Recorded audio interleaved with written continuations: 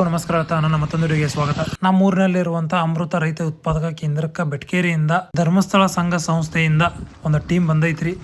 ಕೃಷಿ ಸಾವಯವ ಅಧ್ಯಯನ ಪ್ರವಾಸ ಅಂತೇಳಿ ಬಂದಾರ್ರಿ. ನಾವು ಹೋಗುವಂತ ಬರ್ರಿ. ಸಹೋದರರಿಗೆ ಸ್ವಾಗತ ಸುಸ್ವಾಗತ. ಇವತ್ತಿಗೆ ಸಹ ನೀವು ಬಂದಿರೋದು ಸ್ವಸಹಾಯ ಗುಂಪು ಧರ್ಮಸ್ಥಳ ಮಂಜುನಾಥ ಸ್ವಾಮಿಯ ಒಂದು ಸಂಸ್ಥೆಯಿಂದ ನಿಮ್ಮನ್ನು ಅಧ್ಯಯನ ಪ್ರವಾಸಕ್ಕೆ ಇಲ್ಲಿಗೆ ಕರ್ಕೊಂಡ್ಬಂದಿದ್ದಾರೆ. ಬೆಟ್ಗೇರಿ ಅವರಲ್ಲಿ ಬೆಟ್ಗೇರಿ ಅವರು ಪ್ರತಿ ಒಂದು ತಿಂಗಳಲ್ಲಿ ನಿಮ್ಮಂಥ ಗುಂಪುಗಳು ನನ್ನ ಹತ್ರ 15-20-25 ದಿವಸ ಕಂಟಿನ್ಯೂಸ್ ಆಗಿರ್ತಾವೆ. ಇದರಿಂದ ಬಂದಿರೋ ಉದ್ದೇಶ ನೀವು ಅರ್ಥ ಮಾಡ್ತೀರಿ. ನಿಮ್ಮ ಹೊಲ ನನಗಿಂತ ಚೆನ್ನಾಗಿ ಉಳುಮೆ ಮಾಡಿದ್ರೆ ಇರ್ಬೋದು, ನನಗಿಂತ ಜಾಸ್ತಿ ಬುದ್ಧಿವಂತಿಕೆ ನಿಮ್ಮಲ್ಲಿ ಇರ್ಬೋದು. ಒಕ್ಕಲ್ತನ ಮಾಡಲಿಕ್ಕೆ ನೀವಂದರೆ ನೀವೇನಕ್ಕೆ ಮಹಿಳೆಯರಂದ್ರೆ ಹಿಂದೆ ಅಂತ ಅನ್ನಲ್ಲ. ನಾನು ನಿಮ್ಮ ಕೈ ಹಂಗೈತೆ ತೊಟ್ಲು ತಗೋದ್ರಿಂದ ದೇಶ ಆಳೋಕ್ಕೆ ಅಂದ್ಕೊಂಡು ನಿಮ್ಮ ಕೈ ಇರ್ತದೆ. ಬೀಜ ಕೊಟ್ಟು ಬೀಜ ಬರೋವರೆಗೂ ಅದನ್ನು ಚೋಪನ್ ಮಾಡಿ ಹಾಕೊಂಡು ಹೌದಾ ನಮ್ಮ ಬಿತ್ತಾಕ ನಿಮ್ಮ ಗಂಡ್ರಿಗೆ ಬೀಜ ಕೊಡ್ತೀರಿ, ಬಿತ್ತಾಕ ಹೋಗಿ ಆ ಕಡೆ ಹಾಕ್ತೀರಿ, ಕಳೆ ತೆಗಿತೀರಿ, ಕಸ ತೆಗಿತೀರಿ, ರಾಶಿ ಮಾಡ್ತೀರಿ, ಬಡಿತೀರಿ. ಅವ್ರು ತಂದು ಕೊಟ್ಟದನ್ನು ಕೂಡಿಟ್ಟು ಹುಳ ತರ್ದಂಗೆ ವರ್ಷತನ ತಿನ್ನಕ್ಕೆ ಇಟ್ಕೊಂಡು ಉಳಿದದ್ದನ್ನು ಬೀಜಕ್ಕೆ ಇಟ್ಕೊಂಡು ಕೊಡ್ತೀವಿ. ಹೌದಾ ನಮ್ಮ ಇದನ್ನು ನೀವು ಮೊದಲಿಂದ ಮಾಡ್ಕೊತ ಬಂದಿರಿ. ಯಜಮಾನ್ರದಾರ ಅದಕ್ಕಿಂತ ವಯಸ್ಸಾಗಿದ್ದಾರೆ, ಇನ್ನೂ ಈಗ ಮಾಡ್ತಕ್ಕಂಥವ್ರು ಅದಾರ, ಕೆಲವು ಮಾಡ್ತಿರ್ಲಿಕ್ಕಿಲ್ಲ. ಇಲ್ಲಿ ನೀವೇನು ಕಲಿತೀರಲ್ಲ, ಇಲ್ಲಿ ಬಂದಿರೋ ಉದ್ದೇಶ ಅಂತ ಒಕ್ಕಲ್ತನ ಎಲ್ಲರೂ ಮಾಡ್ತೀವಿ ನಾವು. ನಮ್ಮ ತಾತನ ಕಾಲದಿಂದ ಹೊಲಗಳದಾವು ಮಾಡ್ಕೊತ ಬಂದೀವಿ. ಈಗ ಹೆಂಗೈತೆ ಅಂದ್ರೆ ದಡ್ಡಿದ್ದ ಒಕ್ಕಲ್ತನ ಮಾಡೋಂಗಿಲ್ಲ. ಶಾಣೆ ಇದ್ದ ಒಕ್ಕಲ್ತನ ಮಾಡ್ಕೊ ದಡ್ಡಿದ್ದ ಸಾಲಿ ಕಳ್ಸ್ಬಿಡ್ತೀವಿ ನಾವು. ಹಂಗೈತೆ ನಮ್ಮ ಒಕ್ಕಲ್ತನ ಮಾಡ್ಬೇಕಾದ್ರೆ ಶಾಣೆತನ ಮಾಡಿದ್ರೆ ಒಕ್ಕಲ್ತನ ಲಾಭ ಆಗುತ್ತೆ ಅಂತ ಅಂದ್ಕೊಂಡು ಈಗ ಏನಂದ್ರೆ ಯಂತ್ರಗಳು ಬಂದವು, ಕೃಷಿ ಯಂತ್ರಗಳ ಬಳಕೆ ಮಾಡಿಕೊಂಡು ಹೆಚ್ಚಿನ ಆದಾಯ ತೆಗಿಲಿಕ್ಕೆ ಅವಕಾಶ ಐತಿ. ಸರ್ಕಾರ ಸೌಲಭ್ಯ ಬೇಕಾಗಿಸ್ಕೊಂಡು ಬರೀ ನಾವು ಬೆಳೆದ್ವಿ ತಿಂದ್ವಿ ಮಾರಿದ್ವಿ ಅನ್ನೋದಲ್ಲ, ಅದ್ರಿಂದ ಏನು ಅನುಕೂಲತೆ ಆಗುತ್ತೆ ಅನ್ನೋದು ನೀವು ಸ್ವತಃ ಇಲ್ಲಿ ಏನು ಹೇಳ್ತೀನಿ ಅದೆಲ್ಲನೂ ಐತೆ. ಏನು ಐತೆ ಅದನ್ನು ಹೇಳ್ತಾರೆ. ಇದ್ದದ್ದನ್ನು ಹೇಳ್ತೀನಿ, ಇಲ್ಲದನ್ನು ಹೇಳಕ್ಕೆ ಹೋಗಲ್ಲ. ಅದಕ್ಕೆ ನಿಮ್ಮಿಂದ ನಾನು ಕಲಿಬೇಕಾಗೈತೆ. ನೀವು ನಾ ಏನು ಹೇಳ್ತೀನಿ ನನ್ನ ಮನೋನಿಟ್ಟು ಕೇಳ್ಕೊರಿ, ತಲೆಯಾಗಿ ತುಂಬ್ಕೊರಿ. ನಿಮ್ಮ ಕ್ವಶನ್ಗಳು ಏನಿದ್ರೆ ಲಾಸ್ಟಿಗೆ ಕೇಳ್ರಿ. ನಿಮ್ಮ ಪ್ರತಿಯೊಂದು ಪ್ರಶ್ನೆಗೂ ಉತ್ತರ ನನ್ನ ಹತ್ರ. ಈಗ ಇಲ್ಲೇನು ಸಾವಯವ ಸಮಗ್ರ ಶೂನ್ಯ ಅಂತ ಏನು ಹೇಳ್ತೀವಿ. ಸಾವಯವ ಅಂದ್ರೇನು? ತನ್ನಿಂತಾನೇ ಹಾಗೆ ಬೆಳೀತಿರ್ತೈತಿ, ಗೊಬ್ಬರ ಕೊಡೋಂಗಿಲ್ಲ, ಔಷಧ ಹೊಡೆಯಂಗಿಲ್ಲ, ಆ ಥರ ಬೆಳೆಯುವಂಥ ಒಂದು ಸಾವಯವ ಅಂತೀವಿ ನಾವು. ಸಾವಯವ ಸಮಗ್ರ ಅಂದ್ರೇನು? ಸಮಗ್ರ ಅಂದ್ರೆ ಎಲ್ಲ ಬೆಳೆ ಅಂದ್ರೆ ಬೆಳೆ ನಾವು ಒಂದಕ್ಕೆ ಸೀಮಿತ ಆಗಿಬಿಟ್ಟು. ಹೆಂಗಂದ್ರೆ ಕಡಲೆ ಅಂದರೆ ತೊಗರಿ ರೇಟ್ ತೊಗರಿ ಅಂತ ಬೆಳೆದ್ಬಿಡೋದು, ರೇಟ್ ಬಿದ್ದುಬಿಡ್ತಾವೆ. ನಾವು ತೊಗರಿ ಬಿತ್ತಂತ ಕೈ ಬಿಟ್ಬಿಡೋದು, ಮತ್ತೆ ಮೆಣಸಿನ್ಕಾಯಿ ಹಾಕ್ಬಿಡೋದು. ನೀವೆಲ್ಲ ಉಳ್ಳಾಗಡ್ಡಿಯವ್ರು, ನೀವೆಲ್ಲ ನೀವು ಉಳ್ಳಾಗಡ್ಡಿ ಅವ್ರು. ಆ ಉಳ್ಳಾಗಡ್ಡಿ ಏನು ಬಿಟ್ಟರು ಉಳ್ಳಾಗಡ್ಡಿ ಬಿಡೋಂಗಿಲ್ಲ. ಅದನ್ನೇ ಹೇಳ್ತೀನಲ್ಲ, ಒಂದೊಂದು ಭಾಗದಾಗ ಒಂದೊಂದು ಬೆಳಿತೀರಿ, ಅದನ್ನು ಬಿಡಬೇಡ ಅಂತ ಹೇಳಲ್ಲ ನಾನು. ಅದ್ರ ಜೊತೆಗೆ ಉಳ್ಳಾಗಡ್ಡಿ ಒಂದೇ ಪಲ್ಯ ಆಗಲ್ಲ, ಸಾಂಬಾರು ಆಗಲ್ಲ. ಅದ್ರ ಜೊತೆ ಎಲ್ಲ ಬೇಕಲ್ಲ, ಸಮಗ್ರ ಬೇಕು ನಮಗೆಲ್ಲ. ಎಲ್ಲ ತಿಂದಾಗ ನಮ್ಮ ಆರೋಗ್ಯ ಸರಿ ಇರ್ತೈತಿ. ಆರೋಗ್ಯ ಸರಿ ಇರ್ಬೇಕಾದ್ರೆ ನಾವು ತಿಂತಕ್ಕಂಥ ಪ್ರತಿಯೊಂದು ಆಹಾರ ವಿಷಯುಕ್ತ ಆಗಿರಬಾರ್ದು, ವಿಷಮುಕ್ತವಾಗಿರ್ಬೇಕು. ಅಂದರೆ ಅದರಲ್ಲಿ ಯಾವ ಥರದ ಔಷಧ ಇರಬಾರ್ದು. ಆ ಒಂದು ಉದ್ದೇಶಕ್ಕೆ ನಿಮ್ಮನ್ನು ಇಲ್ಲೇ ಯಾವ ಥರ ಬೆಳೆದಿದ್ದಾರೆ ನೋಡಲಿಕ್ಕೆ ಕರ್ಕೊಂಡ್ಬಂದು ತೋರಿಸ್ಲಿಕ್ಕೆ ಅವ್ರು ಬಂದಿದ್ದಾರೆ ಸರ್. ಇಲ್ಲಿ ಏನು ಕೇಳ್ತಿರಲ್ಲ, ಈ ಟೈಮ್ ಸಾಲಲ್ಲ ನಿಮಗೆ. ನಾವು ಎಲ್ಲಿ ಹೋಗ್ತೀನಿ ಅಲ್ಲಿ ಬರ್ತಾ ಇರಬೇಕು, ನೋಡ್ತಾ ಇರಬೇಕು, ಕೇಳ್ತಾ ಇರಬೇಕು. ಹಂಗೆ ಈಗ ನೀವು ಇಲ್ಲಿ ನಿಂತೀರಿ ಶೆಡ್ಡಿನ ಮುಂದೆ, ನಮ್ಮ ಒಕ್ಕಲ್ತನ ಇಲ್ಲಿಂದ ಚಾಲು ಆಗ್ತದೆ. ಮೊದಲು ನಾವು ಹಸಿನಿಗೆ ಎತ್ಕೊಳ್ಳಿ ಸಗಣಿ ಬೆಳೆದು, ಆಕಳ ಇಟ್ಕೊಳ್ಳೋದು, ಎಮ್ಮೆ ಇಟ್ಕೊಳ್ಳೋದು, ಆಕಳ ಹೊಡ್ಕೊಂಡು ಎಮ್ಮೆ ಹೊಡ್ಕೊಂಡು ಬುತ್ತಿ ಮೇಲೆ ತಲೆ ಮೇಲೆ ಇಟ್ಕೊಂಡು ಹೊಲ್ಕೊಂಡು ಹೊಲ್ದಂಗೆ ಕೆಲಸ ಮಾಡ್ಕೊಂಡು ಸಂಜೆ ತನಕ ಕೆಲಸ ಮಾಡಿ ರಾತ್ರಿ ಬಂದು ಊಟ ಮಾಡಿ ಮಕ್ಕೊಳ್ಳೋದು. ಇದು ಹಾಗೆ. ಅವಾಗ ಹಿಂಗೆ ಇತ್ತು, ಈಗ ಹಂಗೆ ಮಾಡ್ಬೇಕಂತ ಹೇಳ್ತಾ ಇದ್ವಿ ನಾವು. ನೀವು ಹಂಗೆ ಮಾಡ್ತಾ ಇಲ್ಲ. ಇವಾಗ ಎಷ್ಟು ಮಂದಿ ಮನೆ ದನ ಅದು ಹೇಳ್ರಿ ನೋಡೋಣ. ಅಲ್ಲ, 190% ಇಲ್ಲ ಅಂತೀನಿ. 10-20-25% ಮಂದಿಗೆ ದನಗಳು ಅದಾವೆ. ಯಾವ ಜಂಜಾಟ್ ನಡೆಯತ್ತವ, ಒಂದು ಪಾಕೆಟ್ ಹಾಲು ತೊಗೊಂಡ್ಬಿಟ್ಟು ಸಾಕು. ಆ ಪಾಕೆಟ್ ಹಾಲು ನಿಮ್ಗೆ ಎಷ್ಟನೇ ದಿವ್ಸಕ್ಕೆ ಸಿಗುತ್ತೆ ಅರ್ಥ ಮಾಡ್ಕೋತೀರಾ? 4-5 ದಿವಸ, ಒಂದು ವಾರದ ಮೇಲೆ ಸಿಗ್ತದೆ. ಅದರಲ್ಲಿ ಇರ್ತಕ್ಕಂಥ ಎಲ್ಲ ಪೋಸ್ಟ್ ತೊಗೊಂಡ್ಬಿಡ್ತಾರೆ. ತೊಗೊಂಡದನ್ನು ನಾವು ತಿಂತೀವಿ. ಏನು ತಿನ್ಬೇಕು ನಿರ್ವಹ ಇಲ್ಲ, ತಿಂತೀವಿ. ಅದಕ್ಕೆ ನಾನು ಒಂದೊಂದೇ ಹೇಳ್ತಾ ಹೋಗ್ತೀನಿ. ನಾವು ತಿಂತಕ್ಕಂಥ ಆಹಾರ ಇವತ್ತಿನ ದಿವಸ ಸರಿ ಇಲ್ಲ. ಹಾಗಾಗಿ ಇಲ್ಲದು ರೋಗ ಜಡ್ಡು ಚಪಾತಿ ಬರ್ತವೆ. ಅವು ಬರಬಾರ್ದು ಅಂದರೆ ನಾವು ಒಳ್ಳೆಯ ಆಹಾರ ಊಟ ಮಾಡಿ. ಒಳ್ಳೆಯ ಆಹಾರ ಅಂದರೆ ಏನು? ನಾವು ಉಣ್ಣೋದು ಸರಿ ಇಲ್ಲ ಅಂದರೆ ವಿಷ ಐತೆ ಅಂದರೆ ಅಂತೀವಿ. ವಿಷ ಐತಿ, ನಾವು ತಿನ್ನೋದೆಲ್ಲ ವಿಷನೇ. ಅದಕ್ಕೆ ನಾವು ಬೆಳೀತಕ್ಕಂಥ ಆಹಾರ ಸಮತೋಲನವಾಗಿರಬೇಕು ಮತ್ತು ಯಾವುದೇ ವಿಷ ಇರಬಾರ್ದು. ವಿಷ ಇರ್ಲಾದ ಔಷಧ ಹೊಡಿಲಾರ್ದ ಗೊಬ್ಬರ ಹಾಕೋದು ಬೆಳೀತಾರೆ ಅಂತ ಕೇಳ್ಬೋದು. ಬೆಳೀತೈತೆ ನೀವು ಕೇಳ್ಬೋದು. ಬೆಳೆಗಲ್ಲ ಅಂತಲೇ ಹೇಳ್ತೀರಿ ನೀವು, ಹೌದಾ? ನಾ ಇಲ್ಲಿ ತೋರಿಸ್ತೀನಿ, ನನಗೆ ಬೆಳೆ ತೋರಿಸ್ತೀನಿ. ಮಾಡಿ ತೋರಿಸ್ತದೆ. ಆದರೆ ನೀವು ಕಷ್ಟಪಡ್ಬೇಕು. ಕೈ ಕೆಸರಾದ್ರೆ ಬಾಯಿ ಮೊಸರು. ಕೈ ಯಾವಾಗ ಕೆಸರಾಗುತ್ತೆ ಅವಾಗ ಬಾಯಿ ಮೊಸರಾಗುತ್ತೆ. ನಾನು ಇವಾಗ ಬೆಳಗ್ಗೆ ಎದ್ದು ಅವ ಲೇಬರ್ ಬಿಟ್ಟ ಅನ್ನೋದನ್ನ ಸಗಣಿನೂ ಬೆಳಿತೀನಿ, ಹಾಲು ಬೆಳಿತೀನಿ, ಮತ್ತು ಅದನ್ನು ಊಟನೂ ಮಾಡ್ತೀನಿ. ಅದಕ್ಕೆ ನಾವು ಇಲ್ಲೇನು ಬೆಳಿತೀವಲ್ಲ, ಇನ್ನೇನು ನನ್ನ ಹತ್ರ ಈ ಸದ್ಯ ಒಂದು ದಿವ್ಸಕ್ಕೊಂದು 100 ಲೀಟ್ರ್ ಹಾಲು, 100 ಲೀಟ್ರ್ ಹಾಲು, 100 ಲೀಟ್ರ್ ಹಾಲು. ನಾವು 100 ಲೀಟ್ರ್ ಇರ್ಕೋತೀವಿ, ಎಲ್ಲವೂ ಹಿಂಡಲ್ಲ. ಗಬ್ಬು ಇರ್ತಾವೆ, ಕಟ್ಟಿದ್ದು ಇರ್ತಾವೆ, ಅವೆಲ್ಲ ಹಿಂಡಂಗಿಲ್ಲ. ಆ 100 ಲೀಟ್ರ್ ಹಾಲನ್ನ ನಾನು ಒಬ್ಬನ ಕುಡಿಯೋಕ್ಕಾಗಲ್ಲ. ನನ್ನ ಜೊತೆಗೆ ಎಲ್ಲರೂ ಉಂಡ್ಲಿ ಅಂತೇಳಿ ನಾ ಬೆಳಗ್ಗೆ ಈ ಥರ ಕ್ಯೂ ಇರ್ತದೆ ನಮ್ಮ ಆಫೀಸ್ನಿಂದ. ಈ ಹಾಲನ್ನ ನಾನು ಎಲ್ಲಿ ಮಾರಾಟಕ್ಕೆ ಹೋಗಲ್ಲ, ಇಲ್ಲೇ ಸೇಲ್ ಆಗುತ್ತೆ. ಇದು ಸೇಲ್ ಆಗೋಕೆ ಇಲ್ಲಿ ಉತ್ಪನ್ನ ಇಲ್ಲಾಗುತ್ತೆ, ಮಾರಾಟ ಅಲ್ಲಾಗುತ್ತೆ. ಆ ಮಾರಾಟ ಉತ್ಪನ್ನ ಎಲ್ಲನೂ ನೀವು ಮಾಡ್ಕೋಬೋದು. ನಾನು ಇಲ್ಲಿ ಮಾಡಿ ತೋರಿಸೋದೀನಿ, ನೀವು ಅದನ್ನು 100ಕ್ಕೆ 10% ಆದರೂ ನೀವು ಮಾಡಿ ಅಂತ ಹೇಳ್ತೀನಿ. ನಿಮ್ಗೆ ಆ ಶಕ್ತಿ ಐತಿ, ನನಗೆ ಆ ಶಕ್ತಿ ಇಲ್ಲ. ಯಾಕಿಲ್ಲ? ನನ್ನ ವಯಸ್ಸು ಎಷ್ಟು ಗೊತ್ತಾ ನಿಮಗೆ? ಎಷ್ಟಿರ್ಬೋದು ಹೇಳಿ? 75 ವರ್ಷ ನನಗೆ. ರಿಟೈರ್ ಆಗಿ 15 ವರ್ಷ ಆಯಿತು. ಆದರೂ ನಾನು ಮಾಡ್ತೀನಿ. ಅಲ್ಲದ ನಾನು ಹೇಳ್ತೇಕಿ ಆಚೆ ಕಡೆ ಅದ ಅಕ್ಕಿ ನನ್ನ ಜೊತೆಗೆ ನಿಮ್ಮ ಮುಂದೆ ನಾನು ಕರ್ಕೊಂಬಂದಿಲ್ಲ ಕಾರ್ನಾಗ ಹೋಗ್ಬಿಡ್ತೀನಿ. ಆಕೆ ನೋಡ್ಕೊತಾಳೆ, ನಾನು ನಿಮ್ಮ ಜೊತೆಗೆ ಹಂಗೆ ದಿನ ಸಂಗೀತ ಹಂಗೆ ಇರೋದು ನನ್ನ ಕೆಲಸ. ಅದಕ್ಕೆ ನಾವು ಇಲ್ಲಿಂದ ಪ್ರಾರಂಭ ಆಗ್ತದೆ ನಮ್ಮ ಒಕ್ಕಲ್ತನಕ್ಕೆ ಏನು ಬೇಕು? ಗೊಬ್ಬರ ಬೇಕು, ಬೀಜ ಬೇಕು, ಔಷಧ ಬೇಕು, ಹುಟ್ಟಿ ಸಾಲಕಿ ಇದೆಲ್ಲ ಬೇಕು. ಗೊಬ್ಬರ ಇತ್ತಂದರೆ ಎಲ್ಲದು ಬಂದಂಗೆ ನಮ್ಮದು ಬೆಳೆ ಹೋಗ್ತೀರಾ. ಇದು 1 ವರ್ಷ ಹಾಕಿ ನಮ್ಮ ಹಿರಿಯರು ಒಂದು ಹೊಲಕ್ಕೆ ಹಾಕಿದ್ರೆ 5 ವರ್ಷ ಬೆಳಿತಿತ್ಲೆ ಅಂತಿದ್ರು. ಹೌದಲ್ಲಮ್ಮ? ಗೊತ್ತೈತಿಲ್ಲ ನಿಮ್ಗೆ? ಆ ಮುಖ್ಯ ಹೇಳ್ತೀನಿ. ಹೌದಲ್ಲಮ್ಮ? ಗೊಬ್ಬರ ಸಗಣಿ ಗೊಬ್ಬರ ಹಾಕ್ತೀವಲ್ಲ, ಬೆಳಿತೈತಿಲ್ಲ. ಸರ್ಕಾರಿ ಗೊಬ್ಬರ ಯಾಕೆ ಬೇಕು? ಅದಕ್ಕೆ ಬೇಕಾಗಿಲ್ಲಲ್ಲ. ನಂದು ಈ ಒಂದು ಇಷ್ಟ ಆಕಳದಿಂದ ನಂದು ವರ್ಷಕ್ಕೆ 60 ಟ್ರ್ಯಾಕ್ಟರ್ ಗೊಬ್ಬರ ಆಗುತ್ತೆ. 5,000 to 6,000 ರೂಪಾಯಿಗೊಂದು ಟ್ರ್ಯಾಕ್ಟರ್ ಮಾರಾಟ ಮಾಡ್ಬೋದು. ಮಾರಾಟ ಮಾಡೋಂಗಿಲ್ಲ, ನಾನು ವ್ಯಾಪಾರ ಮಾಡೋಂಗಿಲ್ಲ. ನನಗೆ ಏನಾಯ್ತು, ನಂದು 60 ಎಕರೆ ಜಮೀನು, ಇಲ್ಲಿ 15 ಎಕರೆ ಜಮೀನು ಐತಿಲ್ಲ. ಇನ್ನು ಉಳಿಕೆದ್ದು 40-45 ಎಕರೆ ಬೇರೆ ಕಡೆಗೆ ಐತಿ. ಎಲ್ಲದೂ ನೀರಾವರಿ ಮಾಡಲಿಕ್ಕೆ ಅವಕಾಶ ಐತಿ ಈ ತಾಲೂಕಿನಲ್ಲಿ.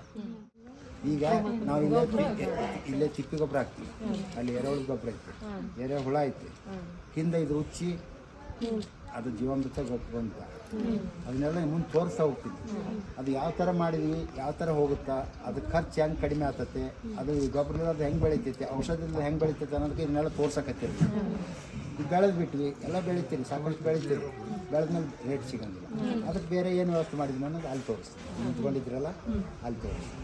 ಇಲ್ಲಿ ಏನಪ್ಪ ಅಂದರೆ ಸಮಗ್ರ ಕೃಷಿಗೆ ಏನು ಬೇಕು, ಸಾವಯವ ಕೃಷಿಗೆ ಏನು ಬೇಕು, ಅದು ಹೆಂಗೆ ಶೂನ್ಯ ಆಗುತ್ತೆ ಅನ್ನೋದು ಹೇಳ್ತಾರೆ. ಸಮಗ್ರ ಅಂದರೆ ಏನು ಗೊತ್ತಾರೆ? ನಮ್ಮ ಹೊಲಗಳಾಗ ಎಲ್ಲ ಥರದ ಬೆಳೆ ಇರ್ಬೇಕು. ನಾವೇನು ತಿಂತೀವಿ? ಬೇರೆ ರೊಟ್ಟಿ ಒಂದು ತಿನ್ನೋಗಲ್ಲ, ಸಾಂಬಾರು ಒಂದು ಕುಡಿಯೋಂಗಿಲ್ಲ, ಮಜ್ಜಿಗೆ ಒಂದು ಕುಡಿಯೋಕ್ಕಾಗಲ್ಲ, ತುಪ್ಪ ಒಂದು ತಿನ್ನೋಕ್ಕಾಗಲ್ಲ. ಎಲ್ಲನೂ ಬೇಕಂದಾಗ ಸೀರಿಯಲ್ಸು, ಪಲ್ಸಸ್ಸು, ಆಯಿಲ್ ಶೀಟ್ಸು, ಕಮರ್ಷಿಯಲ್ಸು ಅಂತೀವಿ. ಅಂದರೆ ಏಕದಳ ಧಾನ್ಯ, ದ್ವಿದಳ ಧಾನ್ಯ, ಗುಣಧಾನ್ಯಗಳು, ಕಾಳು, ಬ್ಯಾಳಿ ಎಲ್ಲ ತಿನ್ನಬೇಕಾಗುತ್ತೆ. ಅವೆಲ್ಲನೂ ಬೆಳಿತೀವಿ ನಾವು. 1 ಎಕರೆಗೆ ಗೋಧಿ ಹಾಕಿವಿ, 1 ಎಕರೆ ಶೇಂಗಾ ಹಾಕಿವಿ, 1 ಎಕರೆ ಕುಸುಬೆ ಹಾಕಿರ್ತೀವಿ. ಹಿಂಗೆ 1 ಎಕರೆ ಜಾಸ್ತಿ ಕಡ್ಲಿ ಜಾಸ್ತಿ ಹಾಕ್ತೀವಿ, ತೊಗರಿ ಹಾಕ್ತೀವಿ, ಹೆಸರು ಹಾಕ್ತೀವಿ, ಮುಂಗಾರು ಒಳಗೆ ಸಜ್ಜಿ ಹಾಕ್ತೀವಿ, ನವಣೆ ಹಾಕ್ತೀವಿ ಮತ್ತು ರಾಗಿ ಹಾಕ್ತೀವಿ. ಈ ಒಟ್ಟು ಬೆಳೆ ಮುಂಗಾರು ಹಿಂಗಾರಿ ಬೇಸಿಗೆಯೊಳಗೆ ಎಲ್ಲ ಬೆಳೆನೂ ನಾವು ಕವರ್ ಆಗಬೇಕು. ನೀವು ಯಾವಾಗ ಲಕ್ಷಣ ಆಗ್ತೀರಂದ್ರೆ ಉಳ್ಳಾಗಡ್ಡಿ ಒಂದ ಬೆಳೆದಾಗ ಬಿತ್ತು ಇತ್ತು, ಉಳ್ಳಾಗಡ್ಡಿ ಎಲ್ಲ ಸಬರ್ಗ ಹೌದಾ ನಮ್ಮ ಹಂಗತಿ ಆಗುತ್ತೆ. ಬೇರೆ ಉಳ್ಳಾಗಡ್ಡಿ ಒಂದ ಮಾಡಬೇಡ್ರಿ, ಬೇರೆ ಬೇರೆ ಬೆಳೆ. ಅದು ಆ ಥರ ಮಾಡಿದಾಗ ಏನಂತ ಒಂದು ಬಿತ್ತು ಒಂದು ಹೇಳ್ತದೆ. ಉಳ್ಳಾಗಡ್ಡಿ ಒಳಗೆ ಇನ್ನೊಂದು ಬೆಳೆ ಮೆಣಸಿನ್ಕಾಯಿ ಹಾಕೋರಿ, ಮತ್ತು ಇನ್ನೊಂದು ಹಾಕ್ರಿ. ಇದ್ರಾಗ ನೋಡಿದ್ರೆ ಗೋಧಿ ಒಳಗೆ ಏನೈತೆ, ಇದ್ರಾಗ ಏನೈತೆ ಸಾಸಿವೆ ಇತ್ತು, ಸಾಸಿವೆನೂ ಒಗ್ಗಡಿಗೆ ಬೇಕು, ಬ್ಯಾಳಿ ಬೇಕು, ಆಮೇಲೆ ಚಪಾತಿ ಗೋಧಿ ಬೇಕು, ರೊಟ್ಟಿಗೆ ಜೋಳ ಬೇಕು. ಈ ಥರ ಜೋಳ, ಗೋಧಿ ಪ್ರತಿಯೊಂದು ಬೆಳೆನೂ ಬೆಳೆದಾಗ ಅದು ಸಮಗ್ರ ಕೃಷಿ ಐತಿ. ಮತ್ತು ಇದ್ರ ಜೊತೆಗೆ ಹಣ್ಣು ಹಂಪಲೂ ಬೇಕು, ಕಾಯಿಪಲ್ಯನೂ ಬೇಕು. ಇಲ್ಲೇನು ಗಿಡಬೇಕು ಅಂತ ನೋಡಿದ್ರೆ ಮಾವು ಐತೆ, ತೆಂಗು ಐತೆ, ಅಡಿಕೆ ಐತೆ, ಚಿಕ್ಕು ಐತೆ, ಏನಮ್ಮ ಪ್ರತಿಯೊಂದು ಹಣ್ಣಿನ ಗಿಡಗಳು. ಹಣ್ಣು ತರಕಾರಿ ಬೇಕು. ಮತ್ತು ತರಕಾರಿ ಒಳಗೆ ಅದರಲ್ಲೇ ಏನು ಬೇಕು ಸೊಪ್ಪು ಸೆದಿ ಎಲ್ಲ ಹಾಕಿರ್ತೀವಿ. ಪುಂಡಿ ಪಲ್ಯ ಇರ್ತೈತಿ, ತಾನೇ ಬೆಳಿತಿತ್ತು. ನಾವು ಹೇಳೋದೇ ಬೇಕಾಗಿ ಬ್ಯಾಡಂದ್ರೂ ಬಿಡೋದಿಲ್ಲ. ಒಂದು 5 ಕಾಳು ಪುಂಡಿ ಕಾಳು ಹಾಕಿರ್ತೀನಿ ಅದ್ರಾಗ. ಹಾಗೆ ನಾವು ಪ್ರತಿಯೊಂದನ್ನು ಬೆಳೆದಾಗ ನಾವು ತಿನ್ನಲಿಕ್ಕೆ ಒಳ್ಳೆಯ ಯೋಗ್ಯವಾದ ಆಹಾರನ ನಾವು ತಯಾರು ಮಾಡ್ಕೊತೀವಿ, ಯೋಗ್ಯವಾದ ಆಹಾರನ ನಾವು ತಿಂತೀವಿ. ಅದು ತಿಂದಾಗ ನಮ್ಮ ಆರೋಗ್ಯಕ್ಕೆ ಯಾವುದೇ ಕೊಂದು ಕೊಟ್ಟಿಲ್ಲ, ನಾವು ಆರೋಗ್ಯವಂತವಾಗಿರ್ತೀವಿ ಅನ್ನೋದು ಹೇಳಲಿಕ್ಕೆ ಇಷ್ಟಪಡ್ತೀವಿ. ಇದರಲ್ಲಿ ನೋಡಿದ್ರೆ ನೀವು ಈ ಸದ್ಯ ಸೀಸನಿಗೆ ಮಾವು ಬರ್ತೈತಿ. ನಂದು 1,000 ಮಾವಿನ ಗಿಡ ಇದೆ. 1.5 ಎಕರೆದಲ್ಲಿ 1,000 ಮಾವಿನ ಗಿಡ ಇದೆ. ಇದಿಷ್ಟು ನೋಡ್ಬೇಕಾದ್ರೆ ಇವತ್ತು ನಿಮ್ಗೆ ಮುಗಿಯಂಗಿಲ್ಲ. ನನಗೆ ಟೈಮ್ ಕೊಟ್ಟರೆ 1:15 ಕ್ಲೋಸ್ ಆಗುತ್ತೆ. 1:15 ಒಳಗೆ ನೀವು ಹೋಗ್ತೀರಿ ಇಲ್ಲಿಂದ. ನನಗೆ ಬೆಳಿಗ್ಗೆ 10 ಗಂಟೆಯಿಂದ 1:15 ಅಂತ ಹೇಳಿದ್ರು. ಈಗಾಗಲೇ 11 ಗಂಟೆ ಮೇಲೆ ಆಗುತ್ತೆ. ಇನ್ನು 2 ತಾಸು ಇರ್ತೀವಿ. 2 ತಾಸು ನಿಮ್ಗೆ ಏಟ್ ಆಗುತ್ತೆ ಅಷ್ಟು ನೋಡ್ಕೊಂಡು ಹೋಗಿ ಓಟು ನೋಡ್ತೀನಿ ಸಂಜೆ ತನಕ ಇರ್ಬೇಕಾಗ್ತದೆ. ಈಗ ನಮ್ದು 1.5 ಎಕರೆದಾಗ 1,000 ಗಿಡ ಅದ. 1,000 ಗಿಡ ಬರೀ ಇಲ್ಲ ಅನ್ನೋದು ಇದೆಲ್ಲ ಸಮಗ್ರ ಕೃಷಿ ಅನ್ನೋದು ಕೇಳಕತ್ತೀನಿ. ಮತ್ತು ಇಲ್ಲೆಲ್ಲ ಸಾಗೋನಿ ಅದ, ಸುಬಾಬಲ್ ಅದಾವ, ಬೇವು ಐತಿ, ಹೊಂಗೆ ಐತಿ, ಶ್ರೀಗಂಧ ಐತಿ, ಎಲ್ಲವೂ ಎದಕ್ಕಿದು ಎಲ್ಲವೂ ದನ ತಿನ್ನಬೇಕು ಮತ್ತು ಕುರಿ ತಿನ್ನಬೇಕು. ನಾವು ಮೇಲೆ ಕುರಿ ಹಾಕ್ಲಿಕ್ಕೆ ಒಂದು 300 ಕುರಿ ಸಾಕ್ಬೇಕು, ಕೆಳಗಡೆ ಒಂದು 28 ದನ ಸಾಕ್ತೇವೆ. ಈ ಥರ ನಾವು ಮೇಂಟೈನ್ಸ್ ಮಾಡ್ತೀವಿ. ಮೇಲೆ ಕುರಿ ಇದ್ದವು ಮೊದಲ ಟಗರು ಮರಿ ಸಾಕ್ತಾರೆ, ಕುರಿ ಮಾಡ್ತೀವಿ, ಆಡು ಮಾಡ್ತೀವಿ. ಅವಕ್ಕೆ ಸ್ವಲ್ಪ ನೋಡ್ಕೊಳ್ಳೋದು ಬೇಕಾಗ್ತದೆ. ಇವಕ್ಕಾದ್ರೆ ಏನೈತಲ್ಲ ಯಾರು ಬೇಕಾದ್ರೆ ನೋಡ್ಕೊಳ್ತಾರೆ. ಅದನ್ನು ನೋಡ್ಕೊಳಕ್ಕೆ ಆಗಲ್ಲ, ಅದನ್ನು ತೆಗ್ದಿದ್ದೀನಿ. ಅದು ಖಾಲಿ ಬೀಳೋಂಗಿಲ್ಲ, ನಾವು ಅಲ್ಲಿ ಬಿಡೋಂಥ ಥರ ಮಾಡ್ಕೊಂಡಿದ್ದೀನಿ. ನೀವೇನು ನೋಡ್ಕೊಳ್ಳೋಕೆ ಇಷ್ಟಪಟ್ಟು ಎಲ್ಲ ತೋರಿಸ್ತೀನಿ. ಇದು ಸಮಗ್ರ ಕೃಷಿಗೆ ಪೂರಕವಾಗಿ ಹೈನುಗಾರಿಕೆ ಇರಬೇಕು, ಎಲ್ಲ ಥರದ ಗಿಡಗಳು ಇರಬೇಕು, ಎಲ್ಲ ಥರದ ಅರಣ್ಯ ಸಸ್ಯಗಳು ಇರಬೇಕು, ತೋಟಗಾರಿಕೆ ಬೆಳೆಗಳಿರಬೇಕು, ಮತ್ತು ನಾವು ತಿಂತಕ್ಕಂಥ ಆಹಾರನೂ ಬೆಳಿಬೇಕು ಅನ್ನೋದಕ್ಕೆ ಸಮಗ್ರ ಕೃಷಿ ಸಾವಯವ ಕೃಷಿ ಆಗ್ತದೆ. ಸಾವಯವ ಕೃಷಿ ಹೆಂಗಾಗುತ್ತೆ ಅಂದರೆ ಈ ದನಗಳಿದ್ರೆ ಮಾತ್ರ ಸಾವಯವ ಕೃಷಿ ಆಗ್ತದೆ. ಒಂದೇ ಒಂದು ಆಕಳ ಇತ್ತಂದ್ರೆ ನೀವು 10 ಎಕರೆ ಮೇಂಟೈನ್ ಮಾಡಿ. ಯಾವ ಥರ ಅಂದರೆ ಅದರ ವಸ್ತು ಯಾವುದು ಮುಖ್ಯ ವಸ್ತು ಹಾಲು, ಉಪವಸ್ತು ಯಾವುದು ಸಗಣಿ ಬಂತು, ಹೆಚ್ಚಿ ಬಂತು, ಅದು ತಿಂದು ಉಳಿದಂಥ ಕಸನೂ ಬಂತು. 2 ರಿಂದ 3 ಕಡೆ ಯೂಸ್ ಆಗುತ್ತೆ. ನಮ್ಮ ಉದ್ದೇಶ ಏನಪ್ಪ ಅಂದ್ರೆ ಸಗಣಿ ತಿಪ್ಪಿ ಹಾಕ್ಬಿಟ್ಟು ಗೊಬ್ಬರ ಹಾಕಿ ಅದು ಒಂದೇ ಮಾಡಿದರೆ ಏನಾಯ್ತು 1 ವರ್ಷದ ತನಕ ಕಾಯ್ಬೇಕು. ಅದನ್ನ ಹಂಗೆ ಮಾಡಲ್ಲ. ಆ ಸಗಣಿನ ತೋರ್ಸೋಕ್ಕಾಗಿ ನಾವು ಒಂದು 3 kg ಗೊಬ್ಬರ ಲೆಕ್ಕ ಮಾಡ್ತೀವಿ. ಆ ಸಗಣಿನ ಒಂದು 20 kg ಸಗಣಿ ಹಾಕ್ತೀನಿ. 20 kg ಸಗಣಿ ಹಾಕಿದಾಗ ಅಷ್ಟೇ ಪ್ರಮಾಣದ ಅದರದ್ದು ಸಗಣಿ ರಾಡಿ ಬರ್ತೈತಿ. ಹಾಕ್ಬೇಕಾದ್ರೆ 20 kgಗೆ 40 ಲೀಟ್ರ್ ನೀರು ಹಾಕ್ತೀನಿ. 60 ಲೀಟ್ರ್ ಆಯ್ತು. 60 ಲೀಟ್ರ್ ಇವತ್ತು ಹಾಕಿದರೆ 60 ಲೀಟ್ರ್ ನೀರು ಇದು ಸಗಣಿದು ರಾಡಿ ಆ ಕಡೆ ಹೊರಗಡೆ ಬರ್ತದೆ. ಅದು ಹೊರಗಡೆ ಬಂದಾಗ ಅದರಲ್ಲಿ ಇರ್ತಕ್ಕಂಥ ಗ್ಯಾಸ್, ಮನೆಗೇನು ಸಿಲಿಂಡ್ರ್ ಕೊಟ್ಟರಲ್ಲ, ಆ ಸಿಲಿಂಡ್ರದ ಅದು ಈಥೇನ್ ಗ್ಯಾಸ್, ನಮ್ಮದು ಮೀಥೇನ್ ಗ್ಯಾಸ್. ಈ ಗ್ಯಾಸ್ನಲ್ಲೇ ಡೇಂಜರ್ ಇರೋಂಗಿಲ್ಲ. ಈ ಗ್ಯಾಸ್ನ ಮನೇಲಿ ಅವರು ಅಡುಗೆ ಮಾಡ್ಕೊಳಕ್ಕೆ, ಚಹಾ ಮಾಡ್ಕೊಳಕ್ಕೆ, ಸಾಂಬಾರು, ಅನ್ನ ಸಾಂಬಾರು ಮಾಡ್ಕೊಳಕ್ಕೆ ಮಾಡ್ತಾರೆ, ಯೂಸ್ ಮಾಡ್ತಾರೆ. ಇದನ್ನು ಅವ್ರು ಯೂಸ್ ಮಾಡ್ಕೊಂಡ್ಮೇಲೆ ಏನು ಮಾಡ್ತೀವಿ ನಾವು, ಅದು ಗ್ಯಾಸ್ ಹೋದ್ಮೇಲೆ ಸಗಣಿಯಲ್ಲೇ ಟೆಂಪ್ರೇಚರ್ ಕಳ್ಕೊತೈತಿ, ಬಿಸಿ ಕಳ್ಕೊತೈತಿ. ಅದು ಸಗಣಿ ರಾಡಿ ಹೊರಗಡೆ ಬರ್ತೈತಿ. ಈ ಸಗಣಿ ರಾಡಿ ಹಾಕಿದ 72 ಗಂಟೆ ಒಳಗೆ ಗೊಬ್ಬರ ರೆಡಿ ಆಗಬೇಕು. ಯಾವ ಫ್ಯಾಕ್ಟ್ರಿ ಒಳಗೂ ಕೂಡ ಸಗಣಿ ಗೊಬ್ಬರ 72 ಗಂಟೆ ಒಳಗೆ ಗೊಬ್ಬರ ಆಗುತ್ತೆ ಚಾನ್ಸ್. ಇಲ್ಲೇ ನಿಮ್ಗೆ ತೋರಿಸಿ ನಾನು 72 ಗಂಟೆ ಒಳಗೆ ಗೊಬ್ಬರ ಹೊರಗಡೆ ಬರ್ತೈತಿ. ಇಲ್ಲಿ ಭಾಳ ಹೇಳಿದ್ರೆ ಅಲ್ಲಿ ತೋರ್ಸೋಕ್ಕಾಗಲ್ಲ, ಇಲ್ಲಿ ಹೇಳ್ತಾ ಇದ್ದೀನಿ, ಅಲ್ಲಿ ತೋರಿಸ್ತೀನಿ. ಎರೆಹುಳು ಗೊಬ್ಬರನ ನಾವು 3 ರಿಂದ 4 ತಿಂಗಳಿಗೆ ಹೊರಗಡೆ ತೆಗೆದ್ರೆ 50,000 ರೂಪಾಯಿ ಇನ್ಕಮ್ ತೊಗೋಬೋದು ಮಾರಾಟ ಮಾಡಿದ್ರು. ಅಲ್ಲಿ ಹೆಂಗೆ ಅಂತ ಹೇಳ್ತೀನಿ ನಾನು. ಇಲ್ಲಿ ಉಚ್ಚಿ, ಇಲ್ಲಿದ್ದ ಉಚ್ಚಿ ಈ ಹರ್ಯಾಗ, ಆ ಹರ್ಯಾಗ, ಅಲ್ಲಿ 4 ಹರಿಯೋದ ಅಂದ್ರೆ ಹರ್ಯಾಗ ಸೀದಾ ಹಿಂದ್ಕೊಳ್ತೈತಿ. ಅಲ್ಲಿ 40 ಫೂಟ್ ಉದ್ದ, 10 ಫೂಟ್ ಆಗಲ್ಲ, 5 ಫೂಟ್ ಆಳ ಗುಂಡಿ. ಆ ಗುಂಡಿ ಒಳಗೆ ಒಂದು ಫೂಟ್ ತೆಗೆದು 1 ಫೂಟ್ನ ಪೈಪ್ ಹಾಕಿದ್ದೀನಿ. ಆ ಪೈಪ್ ಏನಂದ್ರೆ ಹೋಲ್ ಹಾಕಿದ್ದೀನಿ ಫೂಟ್. ಆದಮೇಲೆ ತೆಂಗಿನ ನಾರು ಬರ್ತದೆ, ಅದನ್ನ ಹಾಕಿದ್ದು. ಅದ್ಮೇಲೆ ಕಡಿ, ಆದಮೇಲೆ ಉಸುಗು ಸೋಸಿ ಮತ್ತೊಂದು ಗುಂಡಿಗೆ ಹೋಗ್ಬೇಕು.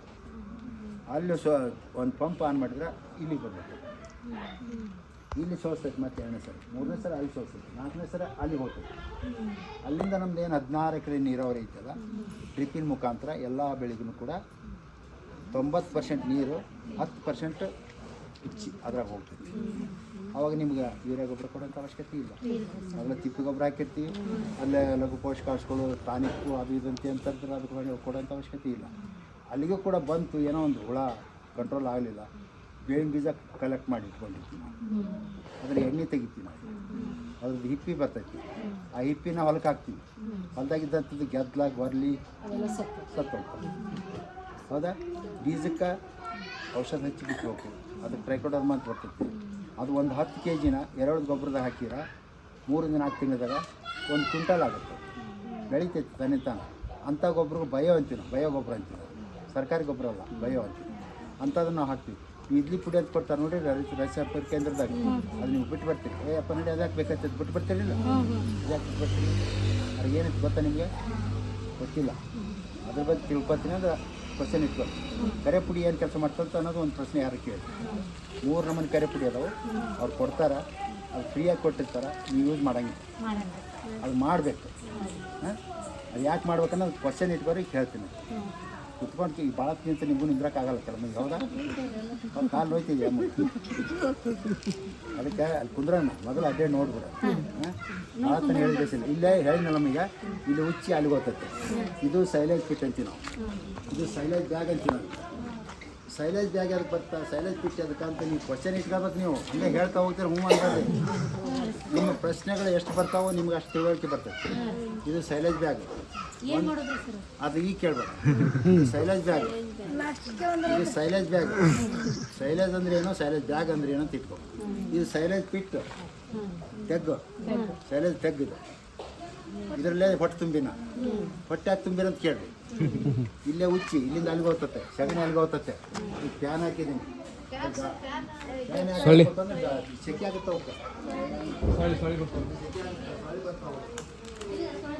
ಗಾಳಿ ಐತೆ ಅಂದ್ರೂ ಕೂಡ ಬೇಕಾಗುತ್ತೆ, ನಾವು ಕರ್ಕೊಳ್ಳೋದು ನೋಡಿದ್ರೆ ನಮ್ಗೆ ಇಲ್ಲೇ ಮೇಲೆ ಶರ್ಟ್ ಏನು ನೋಡೋದು ಅವಶ್ಯಕತೆ ಇಲ್ಲ ಅಂತ ಪ್ರತಿ ಪುರಿ ಶರ್ಟ್ ಐತೆ. ಬೇರೆ ಬೇರೆ ಕಂಪಾರ್ಟ್ಮೆಂಟ್ ಅದಾವೆ, ಸಣ್ಣ ಬೇರೆ, ದೊಡ್ಡ ಬೇರೆ, ಮುದುಕಾಗಿದ್ದು ಬೇರೆ, ಗಬ್ಬೈದು ಬೇರೆ, ಉದ್ದಾಡೋ ಬೇರೆ ಬೇರೆ ಹಾಕ್ತೀನಿ, ಅದು ಬೇರೆ ಐತೆ.